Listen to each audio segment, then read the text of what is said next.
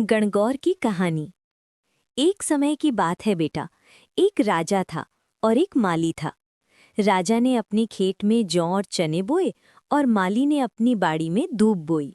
अब हुआ क्या, राजा के जौ चने तो खूब हरे भरे होकर बढ़ने लगे, लेकिन माली की दूब दिन ब दिन घटती ही जा रही थी। माली बड़ा परेशान हुआ।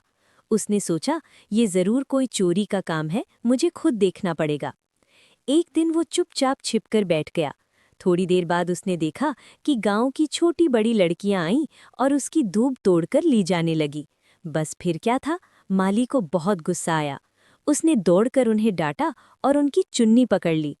लड़कियां घबरा गईं और हाथ जोड़कर बोली, माली बाबा, हमारी चुन्नी लौटा दो। हम ये दूब गणगौर माता की पूजा के लिए ले जा रहे हैं।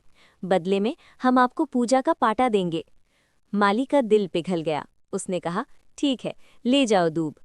लड़कियां पूजा करके आईं और वादा निभाते हुए पूजा का पाटा माली को दे गईं। माली ने वो पाटा अपनी पत्नी मालन को दे दिया। मालन ने उसे ओबरी यानी छोटे कमरे में रख दिया। शाम को माली का बेटा घर आया और बोला, माँ, बहुत भूख लगी है।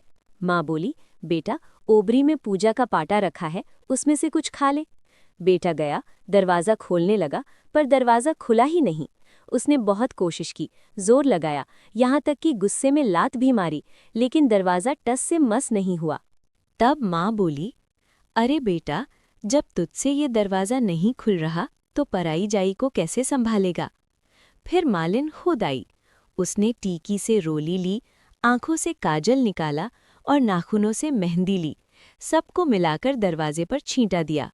जैसे ही छींटा पड़ा, दरवाजा अपने आप खुल गया। अंदर जाकर देखा तो क्या अद्भुत दृश्य था। वहां ईसर गणगौर स्वयं विराजमान थे। ईसर जी सुंदर वस्त्र पहने हुए थे और गौरा मांग सजा रही थी। पूरा कमरा अन्न के भंडार से भरा पड़ा था। माली, मालिन और उनका बेटा ये सब देखकर धन्य हो गए। उन्हें भगवान के साक्षात दर्शन हुए। कथा का फल। हे गणगौर माता, जैसे आपने माली के परिवार को दर्शन दिए, वैसे ही सबको देना। सबको ईसर जी जैसा भाग्य और गौरा जैसा सुहाग देना। कहानी सुनने और सुनाने वाले सबको अमर सुहाग का आशीर्वाद देना।